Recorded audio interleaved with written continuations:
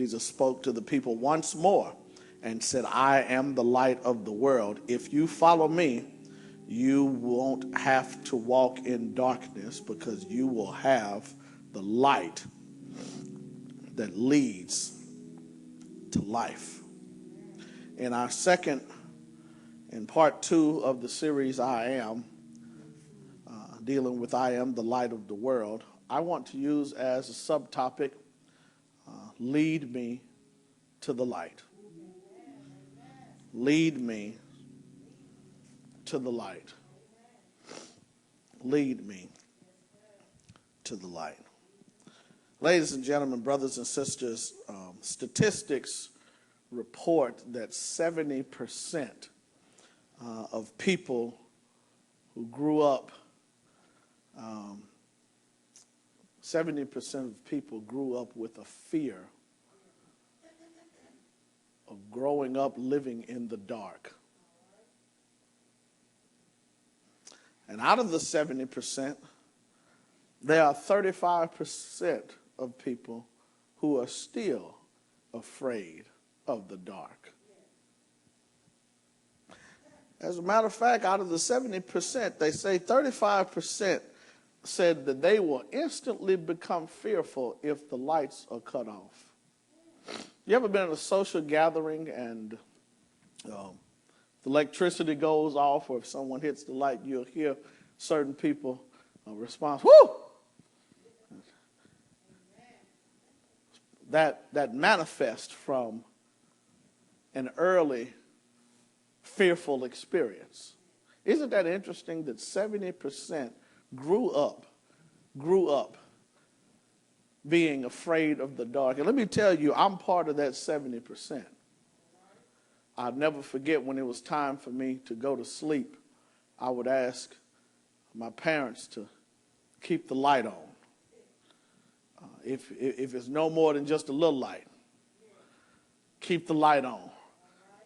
Don't laugh, because some of you are 50 and 60 and still need the light on.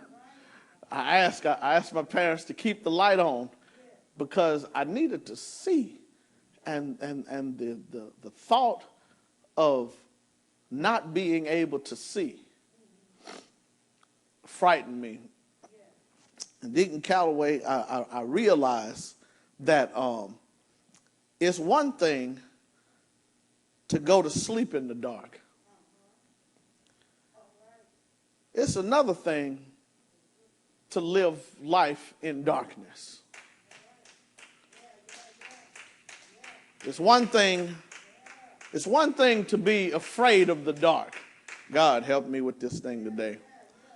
But it's another thing to go outside and contain plenty of sun. But yet the inside of a person's spirit does not possess the son. And I'm just willing to wager on today that we're in a season to where we have individuals who can see plenty of physical signs, but have not been introduced or have not been committed to allowing the son be deposited in their lives.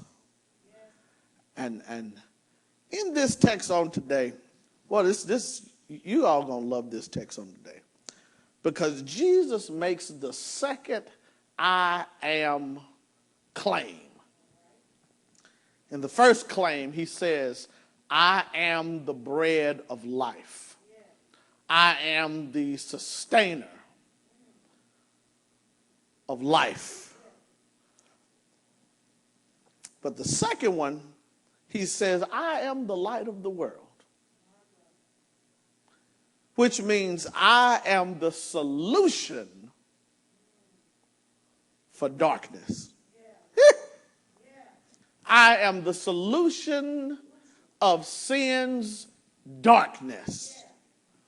And in order for us to understand this claim, allow me to unpack this a little bit. In order to understand why Jesus says, I am the light, you got to go back to the context of this. When you look at this, the Feast of the Tabernacles had just concluded the day before Jesus opens his mouth. And the Tabernacles was a 7-day celebration. And it was celebrated by the Jews. And if you look at this, you will see in ancient Israel, the priest would take 4 long candelabras, and those candelabras will contain 4 bowls, 4 huge bowls of oil, and those 4 oils made 16 bowls, and those bowls were placed high up in the temple, and so these candles would be lit each night. And it was believed that Jerusalem was illuminated because of all of these candles. And I know you asking, what does all this have to do with me? Hang on for a second. Because when you see the annual feast was inaugurated and it was facilitated by God to help the Israelites be reminded that for 40 years they wandered in the wilderness before they finally entered the promised land. Can I teach this just for a second? And the people of Israel, they had a reason to celebrate. God help me on today. They had a reason to celebrate it. In this introduction, I wish I had some people in social media to feel like we feel right now, that we have a reason to celebrate. Those who have moved on from darkness and into the marvelous light, we have a reason to celebrate. If we never get another house, if we never get another car, if we never get another pair of clothing, if we never get another job, let me tell you something. We have a reason to celebrate being delivered from darkness. Some people ought to be able to take a look back, just like the nation of Israel, take a look back and joining me in thanking God exactly for how far we have come. You ought to say to yourself, thank you for getting me out of darkness. Thank you. Thank you for moving me out of that dead, depressed, desolate stage. I want to share with you. We are in a stage to where America, though those who are out of darkness and into the marvelous light, we are in a stage to where we need to be praying for a nation that don't mind being led properly. And you think I'm talking about the White House, don't you? No, I'm really not talking about. We need to be asking the Lord to facilitate his angels and literally change the hearts and mind of a dark nation. And so the few moments that I have with you on today, allow me to share with you what the Lord gave me in meditation and in study. He told me in order for the people to be led, in order for the people to be magnetized to the light, they have to understand the first point, which is Jesus is the avenue for a lighted path. The avenue for a lighted path. Jesus begins. I find this interesting that while the candles were lit, while the physical candles were lit, here's Jesus that appears in the middle of the celebration and says, I am the light of the world. When you look at this tabernacle feast was not only a moment of celebration, but it was also a moment of declaration. Hang with me. It was the moment that was focused on the promise of God sending a light, God sending the anointed one, God sending the Messiah who would free them from bondage. Can you just imagine, just for a second before we go into this next part, can you just imagine even the folk in high esteem, even the folk in position, folks unknown, folks known, folks with money, folks without, everybody is celebrated because they are celebrating the fact that they have been delivered from darkness. So if you look at how this first I am and this second I am is connected, this is going to be an initial shout before we get to where we're going. Jesus shows not only am I the I am of salvation, but I'm also the I am of direction. Hang on to your hat.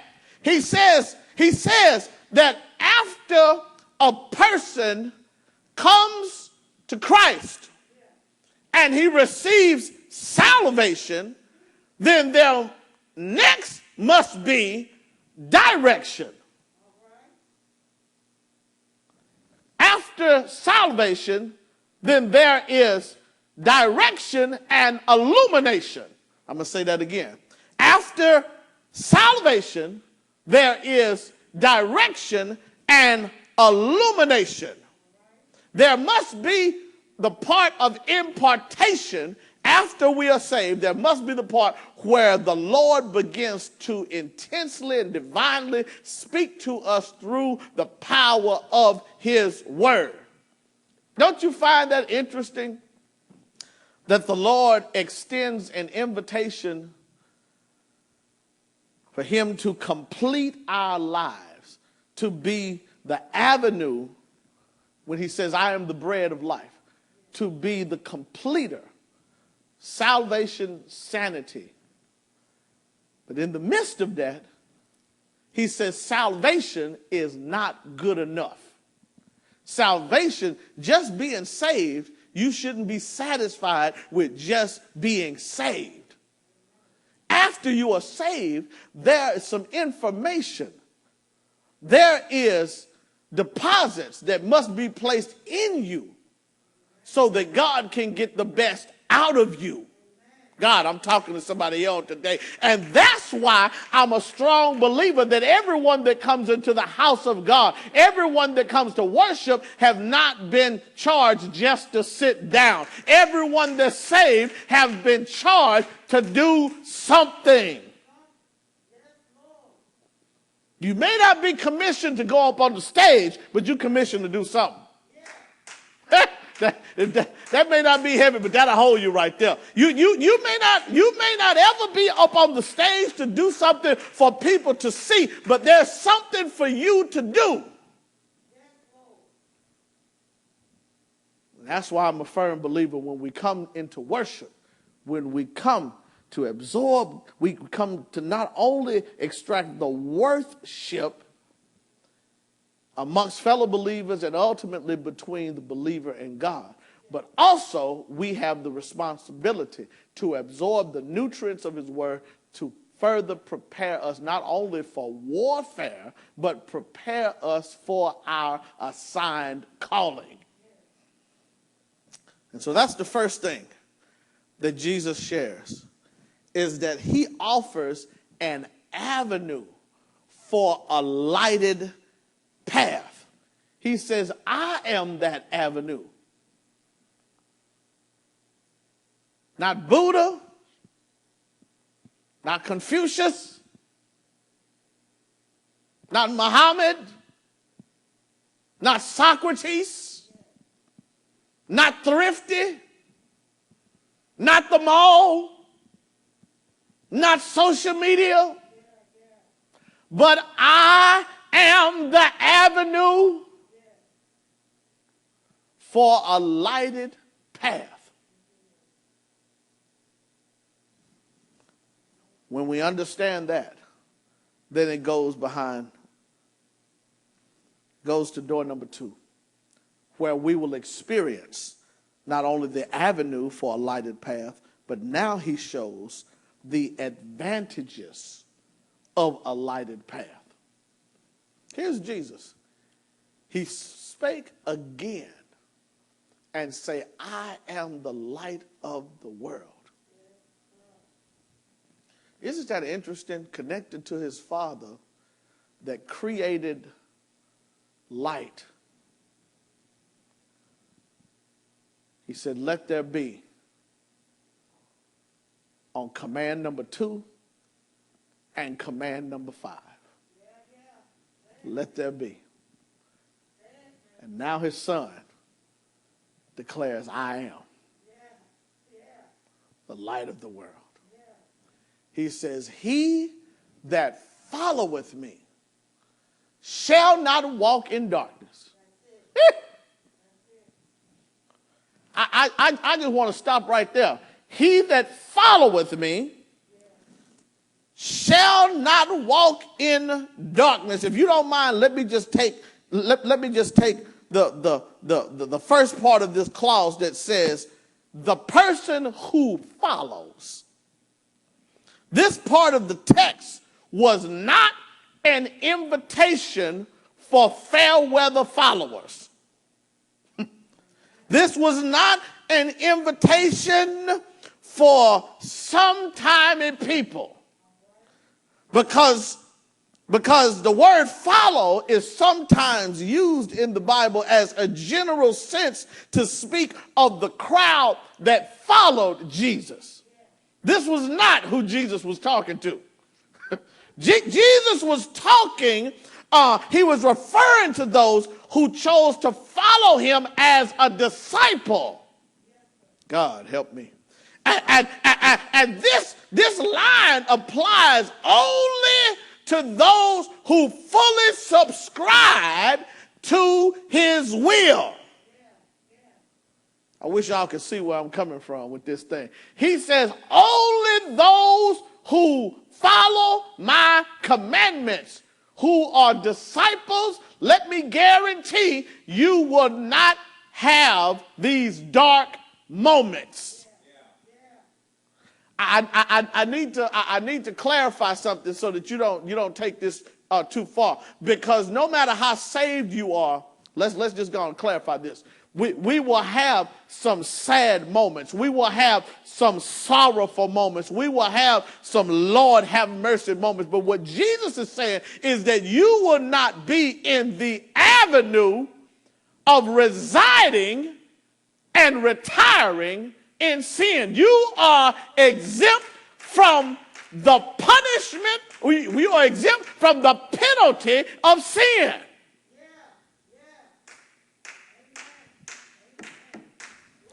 I hope this blessing you like it's blessing me right now. He says it subscribes only to those who fully submit to him. And so now he goes deeper into this verse and he says, let me share with you those that follow me, those who are disciple. You shall not walk in darkness, but you shall have the light of life. He promises that an individual subscribes to submission. That person is granted assurance and security from the wicked plans of darkness. Let me share with you something. Once we're in the Lord's hands,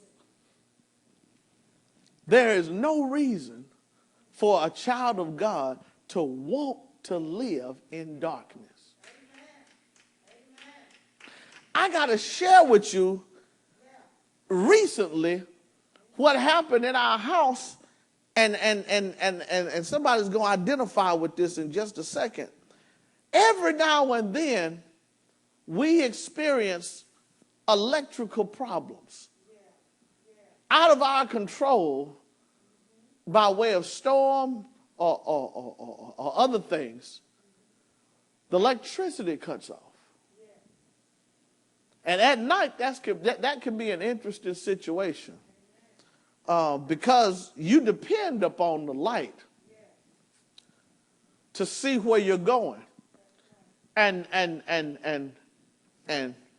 Eric, is nothing more depressing and aggravating than walking through the house and stepping on something that's in the way, all because you don't have any light. I had the unfortunate privilege of hurting my pinky toe, all because I couldn't see. Come on, help me today. And some of you may admit that you almost fell down because you couldn't see.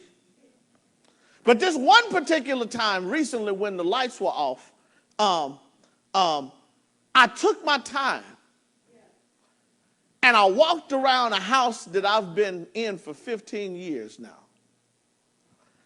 And as I was walking, I realized that there are certain sections of the house where we have flashlights. We have fire starters.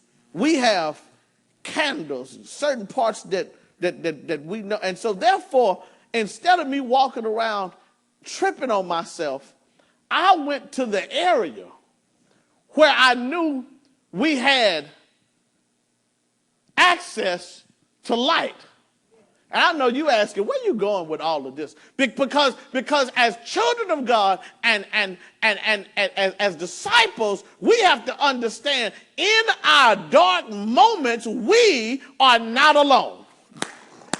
In our depressed moments, we are not alone. In our crying moments, we are not alone. The Lord said one thing that I'm going to guarantee unto you, and that is my presence. I'm going to have my presence to be with you, and I'm going to illuminate every step of your life.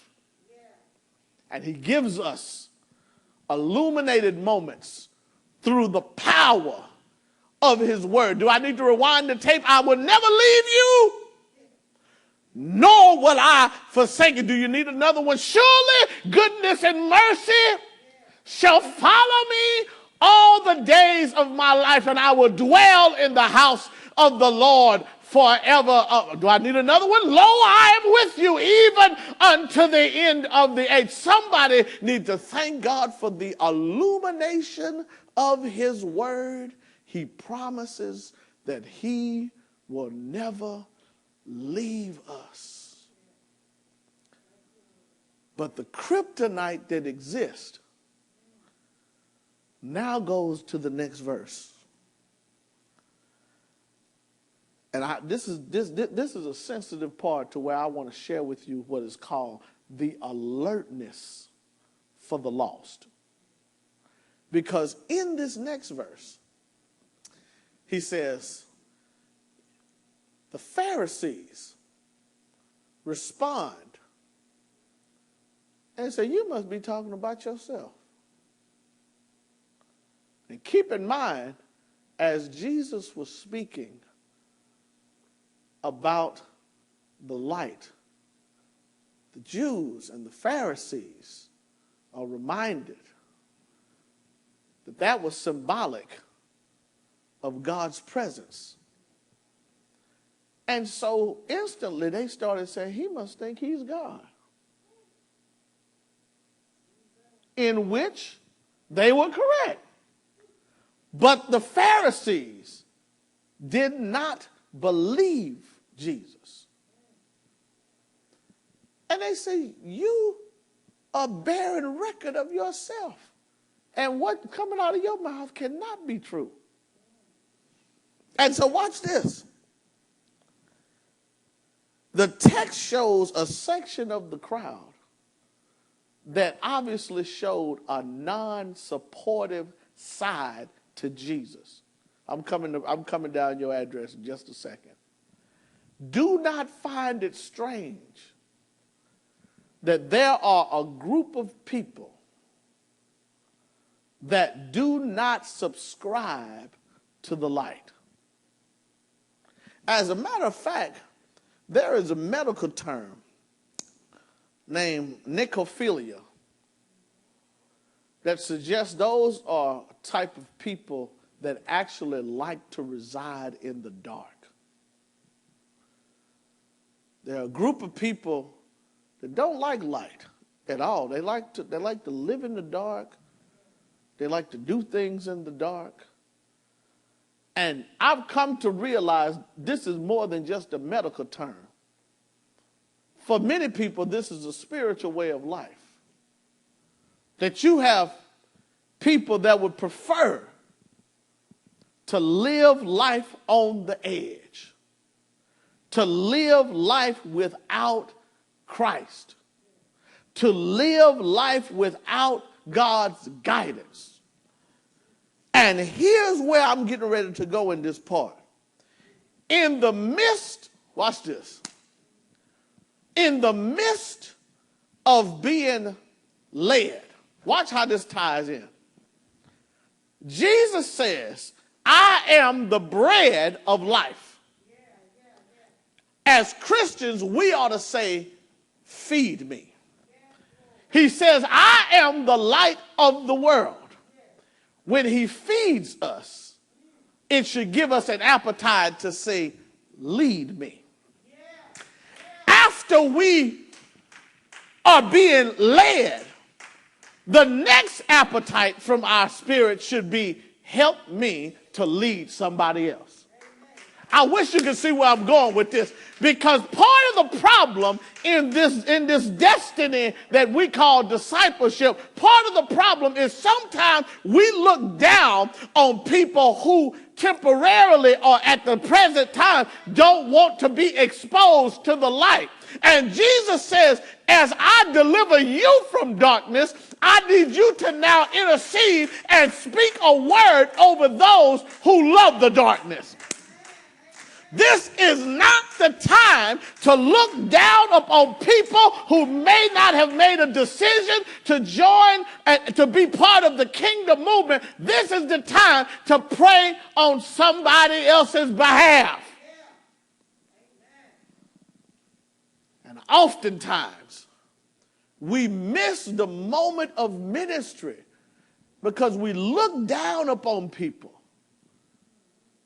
who, for one reason or another, choose to reside in darkness. And let me share with you something. Darkness is not necessarily predicated to people who don't go to church.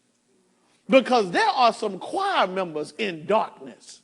That there are some ushers that's in darkness. There are some pew members that come in every Sunday and they are yet in darkness. And Jesus said, this is not the moment to look down upon them, but this is the moment to pray for those who are currently living in sin.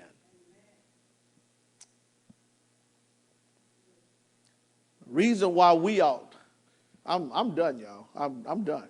The reason why we ought to pray for those who are in darkness is because we too used to be in darkness. And somebody had to pray on our behalf. Can you take a second? Can you put your halo down for a second? Can you put your church clothes over to the side and just take a look at how far God has brought you and I from these places we used to hang out, the stuff that used to come out of our mouth, the stuff that we used to think about, and it wasn't dealing with the 66 books of the Bible. Had it not been for the Lord that was on our side, having somebody to pray on our behalf. That's why we don't have a right. We don't have a right to look at somebody else. We don't have a right to look at anybody else. But we do have a right to say, God, you took the words out of my mouth, Lady Pope. Help them. And the stronger thing about it is, there are a few that he's designated and he's called to help in the help process. Because that's not going to come just out of the sky. He uses vessels like you and I to get his word out.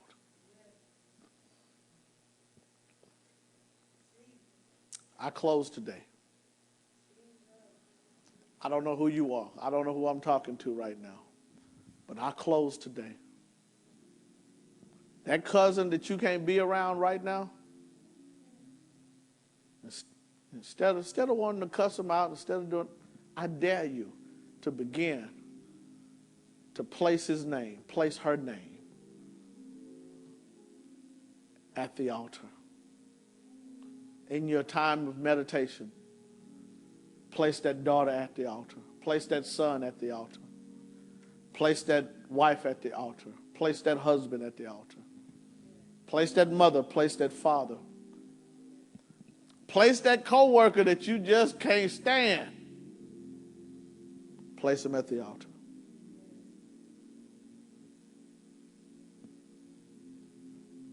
And I'm a witness. It may not come instantaneously. But one thing's for sure. When you place people as well as things in the Lord's hand, because you are his, because you belong to him, your intentions are true. He will take your request and he will answer them according to his will.